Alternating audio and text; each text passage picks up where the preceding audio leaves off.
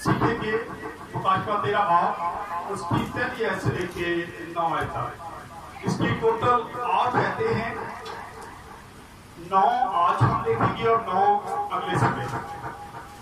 अगर अगले संडे ना हो सका तो उससे अगले संडे, क्योंकि अगले संडे पहला संडे होगा और नाज़र भाई का मैसेज होगा, इसलिए उससे अगले संडे बाकी इसका जो हिस्सा है इसको 2 जगहों पे हम तकसीम करेंगे। मुकाशवा 13 बाब और उसकी पहली आयत से लेके 9 आयत तक पढ़ेगा।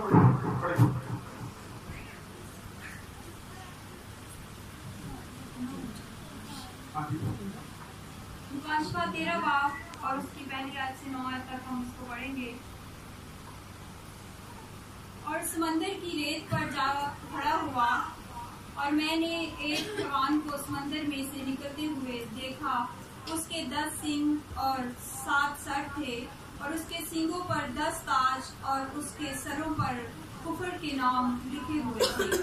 और जो हैवान मैंने देखा उसकी शक्ल तंदवे की सी थी और पांव रीछ के से और मुंह बबर का सा।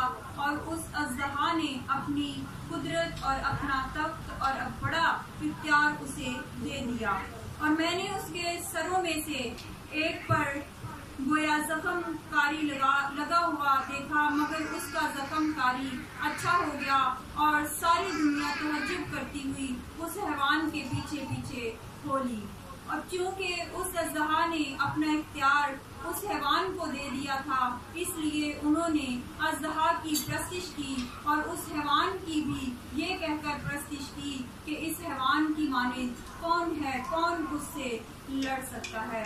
और बड़े बड़े बोल बोलने और कुफर बकने के लिए उसे एक मुंह दिया गया और उसे 42 महीने तक काम करने का इख्तियार दिया गया। और उसने खुदा की निस्बत कुफर बकने के लिए मुंह खोला कि उसके नाम और उसके खेमा यानी आसमान के रहने वालों की निस्बत कुफर बके। और उसे ये इख्तियार दिया गया कि मुकद्दसों से लड़े और उन पर गालिब आए। और उसे हर कबीला और उम्मत और अहले जुबान और कौम पर इख्तियार दिया गया। और जमीन के वो सब रहने वाले जिनके नाम उस बरा की किताबे हयात में लिखे नहीं गए, जो बनाए आलम के वक़्त से ज़बा हुआ है, उस हैवान की प्रस्तिश करेंगे। जिसके कान हो वो सुने, जिसके कान हो वो सुने। आमीन। खुदा का शुक्र हो। आज हम देखते हैं बाब 13 शुरू हुआ, चैप्टर 13 बाब हमने शुरू किया है। इसको भी हम 2 हिस्सों में तकसीम करेंगे और इसको खोलते ही जैसे ही बयान किया जाता है हमें 2 हैवान नजर आते हैं। 2 हैवान नजर आते हैं, एक तो समुद्र से निकलता है और एक कहां से निकलता है, जमीन। बहुत सारे लोग इससे वाकफ है। जब ये मैं मैसेज तैयार कर रहा था, क्योंकि आजकल डिस्कस ज्यादा इसी पे होती है, तो एक बंदा मेरे साथ बात कर रहा है, सारे हम पता है कि कितने होना है, क्या होना है, सारा कुछ पता है, तो आप इसको खुल के बयान करें। मैंने कहा कुछ चीजें होती हैं कि हमें उसको दबाना पड़ता है, कुछ चीजें जो है वो दबानी पड़ती है, क्योंकि एक तो हमारी इबादत जो है वो ऑनलाइन, आप जैसे आपको पता है यूट्यूब पर भी चालू होती है और साथ साथ फेसबुक पर भी चालू होती है और बहुत सारे लोग इसको देख रहे होते हैं। तो हम किसी को हेट नहीं करते, किसी पर हम तनकीद नहीं करते। हमारी कोशिश होती है जो कलाम की सच्चाई उसको बयान किया जाए सादगी से, समझने वाले जो है वो समझ जाते हैं। जरूरत नहीं होती कि खुल के बात की जाए। यहाँ हम 2 हैवान देखते हैं। पहला हैवान जो है वो समंदर से निकलता है और दूसरा जमीन से। ये दोनों हैवान जो है ये आदमी है, ये आदमियों का तशबीह दी गई है। ये दोनों हैवान जो हैं ये इब्लीस की पैरोकार होंगे और ये दोनों आदमियों को तरजीह दिया जाएगा, आदमी होंगे। जैसे कि आप देखते हैं कि आजकल जो 666 है वो भी कलाम बताता, आगे जाके हम देखेंगे इसी की आखिर में जब हम पहुंचेंगे तो 666 का जिक्र आ जाएगा और वहां पे खुदा का कलाम बताता है कि जो हिकमत रखता है, जो ज़हन रखता है, वो समझ जाए कि ये अदद किसका है, आदमी का, इंसान का। कोई जरूरी नहीं कि वो बदबू ही आएगी, कोई बड़ा हवान आएगा, लेकिन ये आदमियों को तशबीह दी गई है और आदमी ही ये सारे काम करेंगे। ये दो हम देखते हैं कि ये दोनों हवान जो हैं ये आदमियों की अलामत है और ये उस वक्त जाहिर होंगे जब खुदावंद यीशु मसीह के आने से पहले मुसीबत का दौर चलता होगा, जब मुश्किलात ईमानदारों पर आई होगी और उस वक्त ये अपना काम शुरू करेंगे, क्योंकि उस वक्त लोग क्या हो जाएंगे, कमजोर हो जाएंगे। लेकिन उस वक्त फैसले की घड़ी हो गई, लेकिन जान देने तक वफादार है तो मैं तुझे जिंदगी का ताज दूंगा। उस वक्त इन्होंने काम शुरू करना है जब बहुत सारी मुश्किलात आ जाएगी, जब परेशान होंगे लोग, उस वक्त ये दोनों हवान, दोनों इंसान जो है वो मिलके काम करना शुरू करेंगे। और जब ये काम करना शुरू करेंगे तो उस वक्त फिर हमें मजबूत रहने की जरूरत है। इसकी ऐप का ऐप जब हम इसको खोलेंगे तो बड़ा खूबसूरत मैसेज है, ध्यान से सुनिएगा ताकि आपको पता चले कि खुदा का कलाम यहाँ पे हमें क्या बता रहा है। पहली बात को मैं दोबारा से पढ़ने लगा हूँ। लिखा है, और समुद्र की रेत पर जा खड़ा हुआ और मैंने एक हवान को समुद्र में से निकलते हुए देखा, उसके 10 सींग और 7 साते और उसके सींगों पर 10 ताज और उसके सिरों पर कुफर के नाम लिखे हुए थे। अगर हम डैनियल की किताब को जरा स्टडी करते हैं, निकालें जरा, हमें ये हवान डैनियल के दौर में भी नजर आते हैं। डैनियल नबी के दौर में भी यही हवान हमें नजर आते हैं कि ये उस वक्त भी काम कर रहे थे और ये बहुत सारे खराबियां पैदा कर रहे थे। आए मेरे साथ निकालें दानियल 7 बाब उसकी 3 आयत को पहले हम पढ़ेंगे जरा, जो निकाल दे जल्दी से पढ़ दे। पेज नंबर है 922। हाँ जी, दादा किसी और समंदर से 4 बड़े हैवान जो एक दूसरे से, यहाँ पे 4 हवान हैं जो समंदर से निकले, इनका जिक्र आता है। समंदर से 4 बड़े हैवान जो एक दूसरे से मुख्तलिफ थे। पहला शेर बबर की मानी था और अकाब के से बाजू रखता था, और मैं देखता रहा जब तक उसके पर उठाड़े गए और वो जमीन से उड़ाया गया और आदमी की तरह पांव पर खड़ा किया गया और इंसान का दिल उसे दिया गया। अब इसकी 7 आयत पढ़ दे। फिर मैंने रात को रोया में देखा और क्या देखता हूँ कि चौथा हिवान खौलनाक और हैबतनाक और नहायत जबरदस्त है और उसके दांत लोहे के और बड़े बड़े थे। वो बिल्कुल जाता और टुकड़े टुकड़े करता था और जो कुछ बाकी बचता उसको पांव से लताड़ता था। ये हवान 4 हवान हमें डैनियल की किताब में नजर आते हैं। डैनियल 7 बाब उसकी 3 ऐसे पढ़े, 7 तक आप जाएं तो आपको 4 हवान नजर आते हैं, जिनके 2 हवान यहाँ पे हमें नजर आ रहे हैं।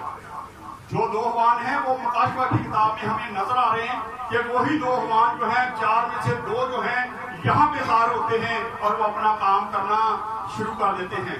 पढ़ते हैं इसकी 2 आयत, जब मुकाशवा 2 आयत 13 बाब में 2 आयत में लिखा है, और जो हवान मैंने देखा उसके शक्ल तेंदुआ की सी थी और पांव रीछ के से और मुंह बबर का था, और इंतहा ने अपनी कुदरत अपना तख्त और बड़ा इख्तियार से दे दिया गया। अब ट्रिपल सिक्स जो है ये पड़ा है, इस वक्त उसने काम शुरू कर दिया है, लेकिन आगे ये कुछ लोगों के इस्तेमाल करने वाला है। ये अपना सारा इख्तियार जो है उनको दे देगा और वो आगे आगे काम करेंगे। ठीक है, उसने अपना सारा इख्तियार किसको दे दिया? एक और हिवान को, जो दूसरा है जो समंदर से निकलता है, वो निकलेगा और उसको ये सारा इख्तियार देगा। आए जरा थोड़ा सा देखते हैं डैनियल 7 बाब उसकी 4 आयत में। अभी हमने शेर बबर का जिक्र पढ़ा, लिखा है शेर बबर जो है, शेर बबर तेंदुआ, ये यूनान की हुकूमत की नुमाइंदगी करता है। यूनानी लोगों की उस हुकूमत की नुमाइंदगी करता है, और रीछ जो है वो मादरी फारस की नुमाइंदगी करता है, और बबर जो है वो बाबल की नुमाइंदगी करता है। ये बहालशुदा रूमी हुकूमत जो है, जो इस वक्त एक बार खत्म होगी और उसके बाद रूमी जो हुकूमत है वो दोबारा से वजूद में आएगी और उसके साथ ये सारी हुकूमतें मिल जाएंगी। और फिर आप थोड़ा सा जरा गौर करें तो रीछ जो है ताकतवर है, लालची है। रीछ अपनी ताकत आजमाता रहता है और बब्बर जो है वो क्या है, वो लालची है। वो खाया भी हो तो फिर भी खाने की कोशिश करता है। ये हुकूमत उस वक्त ये काम करेगी कि उसका पेट भी भरा होगा, उसके पास हुकूमत भी होगी, उसके पास इख्तियार भी होगा, लेकिन उसके बावजूद वो और बढ़ने के लिए लालच करती हुई आगे बढ़ेगी और लोगों को अपने पास लाने की कोशिश करेगी।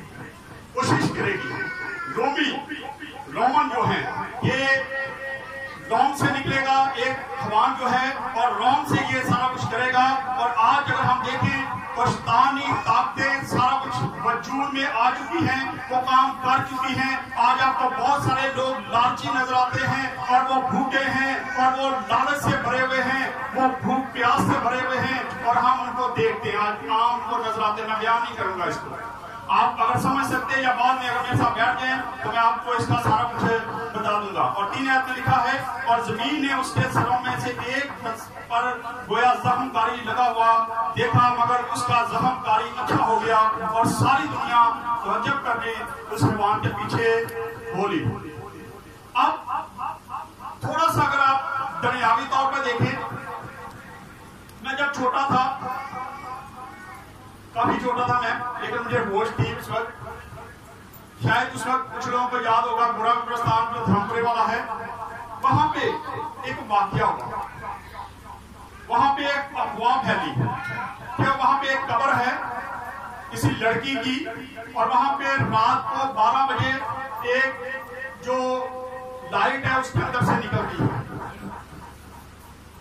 और वो लोग जो थे ऐसे वहां पे रश लग गया कि हम भी जब गए होते थे, हम छोटे छोटे, हमारा माँ बाप भी हमें ले जाता था, बड़े लोग वहां पे ऐसे रश होता था। कब्रिस्तान में वैसे रश नहीं नजर आता, लेकिन उन दिनों में कब्रिस्तान में ऐसे लोग जाके बैठे थे जैसे मेला लगा, और देख रहे होते कब लाइट आएगी, कब लाइट आएगी। और बाद में पता चला कि वहां लाइट है ही नहीं, वो एक पत्थर वहां पे लगा था, और जब चांद उसके ऊपर आता था, चांद की लाइट उस पर पड़ती थी, वो जलता था, उसमें से थोड़ी सी रोशनी निकलती, चमकता था, तो लोग समझते कि शायद इसके अंदर से लाइट निकलती है, ये बड़ी अच्छी कोई लड़की मरी हुई है, उसको दफन किया गया है, इसलिए इसके अंदर से लाइटें निकलना शुरू। लोग देखने के लिए क्या करते हैं, भागते। इसी तरह यहाँ पे हम देखते हैं कि इस अवाम को जख्म लग गया, और देखते देखते उसका जख्म ठीक हो गया, और जब एकदम से आपके सामने ये सारा कुछ हो रहे, तो आप तो यकीनन उस बंदे के पीछे या उसके पीछे लग जाएंगे कि ये ठीक बंदा है। अभी तो ये जख्मी था, एकदम से इसका जख्म ठीक हो गया, अभी ये बिल्कुल तंदुरुस्त हो गया है, अभी ये ठीक हो गया है, और आप उसके पीछे चलना शुरू हो जाएंगे। ये ईमान की कमजोरी, ये ईमान की कमजोरी है। अगर हमारा ईमान है कि यीशु के अलावा कुछ नहीं हो सकता, तो फिर हम ऐसे लोगों के पीछे नहीं भागेंगे। एक और वाकया उसी दरमियान में हुआ। एक यहाँ पे टैंकी वाला था, उसके साथ एक और वादी थी, उसका मुझे नाम नहीं आता, तो डेरी वाले चौक के साथ ही कोई, वहां एक बाबा जी थे, वो मार गए, 2-4 घर थे वहां पे, मर गए। पानी मरे कि नहीं मरे, तो कहते जी वो जिंदा हो गया। उधर भी राशि रख के लोग देखने जा रहे हैं, बाबा जिंदा हो गया, नहीं मर के जिंदा हो गया, लेकिन कुछ भी नहीं होगा। हम क्या है, लाई लग कह सकते हैं कि किसने जो बताया, वो कहते नहीं, किसी ने वो एक मिसाल देते हैं कि कोई कहता जी तेरा कुत्ता तेरा कान ले गया, उन्हें कान नहीं देखा, उन्हें कितने लाहौर लाती तेरे पीछे, शायद लाई गया। हम आज खुदा के कलाम को नहीं देखते, बल्कि लाई लग कुत्ते की तरह काम करते हैं। जो हमें कुछ बता दे हम भागना शुरू कर देते हैं। हम बाइबल को नहीं देखते, बाइबल तो ये बताती नहीं है कि ये काम होंगे। जो बाइबल जहाँ पे खामोश रहने की जरूरत है, ऐसे काम नहीं होने वाले। यहाँ पे लिखा है कि उसका जख्म जब ठीक हो गया, तो फौरी तौर पे लोग उसके क्या हो गए, पैरोकार हो गए, उसके पीछे चलना शुरू हो गए और उसकी परस्तिश करना शुरू हो गए, उसके पैरोकार बन जाते हैं। और फिर हम देखते हैं कि उसकी हुकूमत बन जाती है, और आने वाले दिनों में हुकूमत बनती हुई नजर आती है। मिशनों की बात है,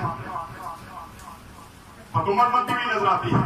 फिर 4 आयत में लिखा है, और चूंकि उस इस्तिहा ने अपना इख्तियार उस हुआन को दे दिया, और उसके लिए उन्होंने इस्तिहा की प्रस्तिश की और हुआन की भी ये कहकर प्रस्तिश करवाई कि इस हुआन के मानद कौन है, कौन इससे लड़ सकता है। उस वक्त हुआन जो है वो एक हुकूमत को अपना इख्तियार दे देगा और वो हुकूमत जो है वो आगे प्रचार करेगी और बहुत सारे लोगों को गुमराह कर देगी, क्योंकि आज वो काम नजर आना शुरू हो चुका है। अभी खुफिया बातें हैं ये सारी नजर आना शुरू होगी। जब हमने हरियाणा गांव में इबादत का आगाज किया, जिस दिन हमने ओपनिंग की हरियाणा गांव में, जिस दिन हमारी पहली इबादत थी, तो मैं अपनी मिनिस्ट्री का तारफ करवा रहा था कि खुदा हमसे कैसे काम लेता है, खुदा हमें इस्तेमाल करता है, खुदा हमारी जिंदगी से बहुत बड़े काम करता है, बुजुर्गें भागती है, बीमार अच्छे होते हैं और लोग हमारा मजाक उड़ा रहे हैं। जब वो समझते थे बाबा बसंत है वो पावरफुल है, उनका बाबा था, वो दरबार उसका था, वो समझते थे वो बड़ा बाबा है, वो उससे डरते थे, उसकी पूजा करती थे। लेकिन जब हमने दुआ शुरू की तो उसी वक्त एक भैन के अंदर बदरू हाजिर हो गई। जब बदरू हाजिर हो गई तो वो निकाल दी। तो मैंने कहा, मैं क्या आप लोग चाहते हैं कि दुआ यहाँ पे शुरू कर दी जाए, इबादत शुरू की जाए? तो लोगों ने कहा कि जी आप इबादत शुरू करें, हम चाहते हैं इबादत शुरू करिए। तो मैं कहा मेरी पहली शर्त है कि दरबार से नहीं जाएगा। उन्होंने कहा जी ये नहीं हो सकता। मैं क्या क्यों? कह रहे जी बाबे ना टक्कर पाउंड है, हमारा तो अपना जो पास्टर है वो हमें कहता है कि सुबह जाके पहले दरबार पे सलाम करो और सलाम करने के बाद चर्च आ जाया करो। कोई हद नहीं है, कोई बात नहीं है, कोई मसला नहीं है, आप सलाम करके चर्च आके बैठ गए। लेकिन मैंने कहा कि आज के बाद आप दरबार पे नहीं जाएंगे, मेरा खुदा मेरे साथ है और हम इसके साथ क्या करेंगे? लड़ेंगे, जंग करेंगे। और खुदा का शुक्र है कि हमें तकरीबन 4-4.5 साल हो गए हम हरियाणा गांव में इबादत करते हैं। रात को भी हमारी वहां की इबादत थी और इससे पहले किसी खादम को वो अंदर नहीं जाने देता। लेकिन खुदा का शुक्र कि आज रास्ते खुल चुके हैं और आज बहुत सारे खादम जो है हरियाणा गांव में जाते हैं मुनादी करने के लिए। आज हर खादम वहां पे जाकर खुले तरीके से इबादत करवा सकता है। यह है डर। यहाँ पर भी हमें डर नजर आता है। क्या लिखा है कि वो लोग भगवान जो है वो कहेगा इसकी प्रस्तिश करो, इसकी पूजा करो, क्योंकि इससे कोई लड़ नहीं सकता। लेकिन मेरा खुदा जो है वो हर चीज को खत्म करने की पावर रखता है। कोई अपनी तस्वीर, कोई भगवान, कोई ऐसा देवता या देवी कोई खुदा के सामने खड़ा नहीं हो सकता। वो तो उसके नाम से डरते हैं। जब उसके नाम से कहा जाता है कि यीशु मसीह के नाम से चले जा, निकल जा, यहाँ काम करना बंद कर दे, तो बंद कर दे। तो हम क्यों डरते हैं? हम क्यों डरते हैं? क्योंकि हमने ईमान की कमजोरी है। हम ईमान नहीं रखते, हमें मसीह का पता नहीं है, हम बाइबल की स्टडी ठीक तरीके से नहीं करते। बाइबल को हम महज एक किताब की तरह पढ़ लेते हैं, रोज पढ़ते हैं। मैं बहुत सारे लोगों से सुनता जी रोज में 2-2 सफ़े पढ़ जाते हैं। अमल किया है। एक मिशन ऐसी भी है जो बाइबल डे मनाते हैं। 1 साल के बाद वो बाइबलों को सजा के रख देते हैं। मैं एक बार गया तो मैंने कहा ये क्या जी आज बाइबल डे है और खरबूजे, केले, माल्टे इर्द गिर्द उसके रखे। मैं कहा बाइबल से खूबसूरत कौन सी चीज है? आप लोग बाइबल को खूबसूरत करने के लिए ये चीजें रखते हैं। किसी ने हार डाले हैं उस पर, किसी ने फूल चढ़ाए हैं, बाइबल सजा के रखी जी। पादरी साहब उन्हें उनके जाके चेक मुकाबला हो रहा है। मैं क्या पादरी साहब को पता ही नहीं है बाइबल की अहमियत का। अगर उसको अहमियत का पता हो तो वो आप लोगों को कहे कि 1 साल के बाद मैं आऊंगा, मैं आपसे पूछूंगा कि आपने बाइबल में से क्या सीखा, क्या पढ़ा। ये नहीं देखने आएगा कि बाइबल में ना किताब चंगा हो, तुझी काट के हम साफ सुथरा करके रख लिया। फलों से बाइबल खूबसूरत हो सकती है। जब बाइबल ऐसे रखी है टेबल पे और इर्द गिर्द जनाब केले, माल्टे, जो सब्जियां, जो भी चीजें मिल सकती वो इर्द गिर्द रखी है, उससे बाइबल को खूबसूरत करने की कोशिश की गई है। बाइबल तो खुद बड़ी खूबसूरत है। इससे खूबसूरत क्या चीज हो सकती है? जो हमें जिंदगी बख्शती है, हमें हर चीज बता देती है कि तुम क्या करना है, हमारा एक्सरे कर देती है, हर चीज वो बयान कर देती है। तो हम कैसे भूल जाते हैं कि बाइबल को हम समझाने के लिए कुछ और भी रखते हैं। इसलिए बहुत जरूरी है कि बाइबल की सच्चाइयों को सीखा करें और इनको बर्दाश्त करने की भी कोशिश करें। और 5 याद में लिखा है और बड़े बोल बोलने और कुफर बकने के लिए उसे एक मुंह दिया गया और उसे 42 महीने तक काम करने का इख्तियार दिया गया और उसने खुदा की इस पर कुफर बकने के लिए मुंह खोला कि उसके नाम और उसके रहमा यानी आसमान के रहने वालों की निस्बत कुफर बके। अब उसको इख्तियार दिया जाएगा, वो लोगों के सामने, इंसानों के सामने ऐसे काम करेगा, वो खुदा की मुखालफत करेगा और नबी इकराम जो नबी हैं, पैगंबर हैं, जो इस वक्त आसमान पर खुदा के साथ बैठे हैं, उन सब के लिए वो कुफर पकना शुरू करेगा, कुफर पकेगा, उनके लिए बातें करेगा। बातें कैसे करेगा? मूसा ने फलाना काम किया था, फलां ने फलां काम किया था, फलां ने फलां काम किया था, उनके खिलाफ क्या करेगा? कुफर पकेगा, उसका मुंह दिया जाएगा और वो अपने मुंह से ऐसी बातें निकालेगा। हमें उस हैवान से बचने की जरूरत है। वो इंसान है, दीवार नहीं है, किसी बदलू ने आगे काम नहीं करना, बल्कि इंसान काम करेगा और इंसान आगे लोगों को तैयार करेगा और वो सारे लोग ये काम करने के लिए तैयार हैं। आज मैं अक्सर लोगों को कहता हूँ कि जब आपके घरों में कोई पास डालता है या कोई आता है तो सबसे पहले देखा करें कि ये खुदा की तरफ से है या इब्लीस की तरफ से। क्योंकि आज खुदा का कलाम बताता है जब तेरे जो है वो भेड़ों की शक्ल में क्या करेंगे? भेड़िए आ जाएंगे, भेड़ों के भेष में भेड़िए आ जाएंगे, फाड़ खाएंगे, कलीसिया को खराब कर देंगे, खुदा के लोगों को खराब कर देंगे। इसलिए आज जरूरत है कि हमें खुदा के कलाम को जानने की जरूरत है, क्योंकि ये आखिरी दिन चल रहे हैं। आखिरी दिनों में ये सारा कुछ होने वाला है और ये हिवान, पहला हिवान जो है काम करना शुरू कर चुका है, दूसरा भी कर चुका है। अगर आप देखें बाइबल को स्टडी करें तो दूसरे हिवान ने भी थोड़ा थोड़ा काम करना शुरू कर दिया है, बुत परस्ती शुरू करवा दी है, आहिस्ता आहिस्ता वो काम करना शुरू कर चुका है, वो गलत कामों पे लोगों को लगाना शुरू हो चुका है। इसलिए आज हमें जरूरत है कि हम खुदा के कलाम के मुताबिक जिंदगी को बसर करें। और जब 42 दिन का उसको इख्तियार दिया जाता है, ये जंग की अलामत है, ये जंग के दिन होंगे जब बहुत सारी मुश्किलात आ जाएगी, परेशानी आ जाएगी और इस वक्त अपने जो काम है वो कसरत से करना शुरू करेगा। और साथ ऐसे लिखा है और उसे ये इख्तियार दिया गया कि मुकद्दसों से लड़े और उन पर गालिब आए और उसे हर कबीला और उम्मत और अहले ज़बान और कौम पर इख्तियार दिया गया। अब यहाँ पे हम देखते हैं कि उसे हर किसी पर इख्तियार दे दिया जाएगा। उसे कह दिया जाएगा कि जेड़ा 666 की मोहर नहीं लगाएगा तो खान पीने नहीं देना, इसे खाने पीने के लिए कुछ नहीं देना, तूने इनको खाने के लिए नहीं देना, तूने इनको इबादत खानों में नहीं आने देना।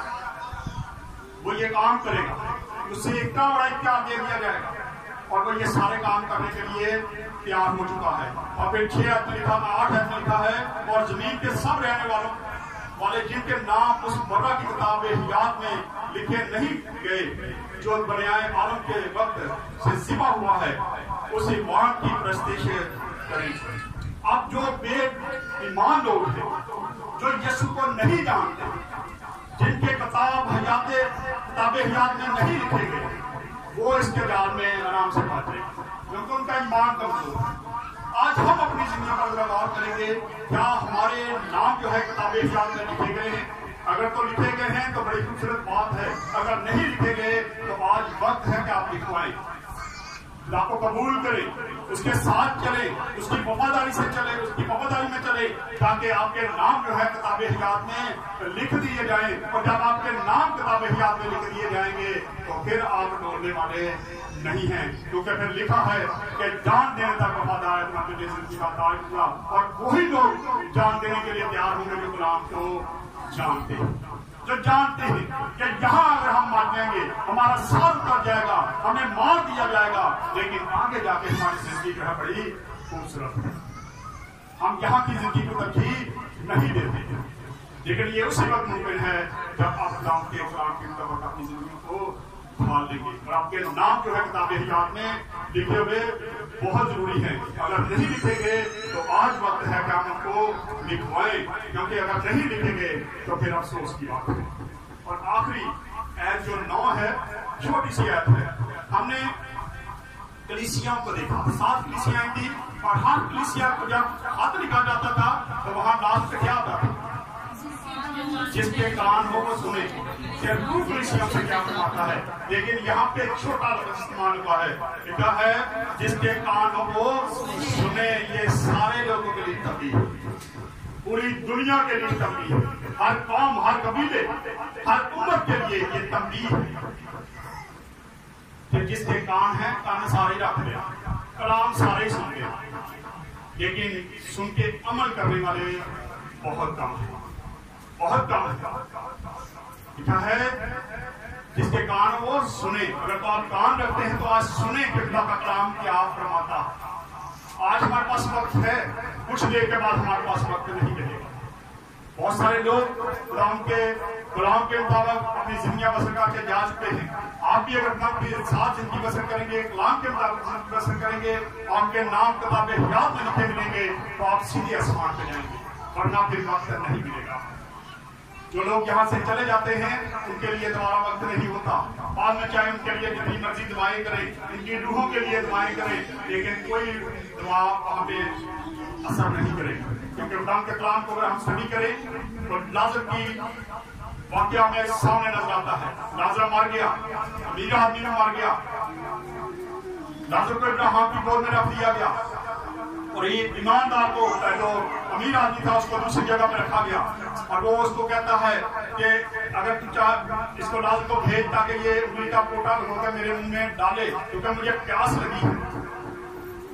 अगर फिर वो कहता है कि मैं अपने भाइयों के पास जाना चाहता हूँ ताकि मेरे भाई को बच जाए।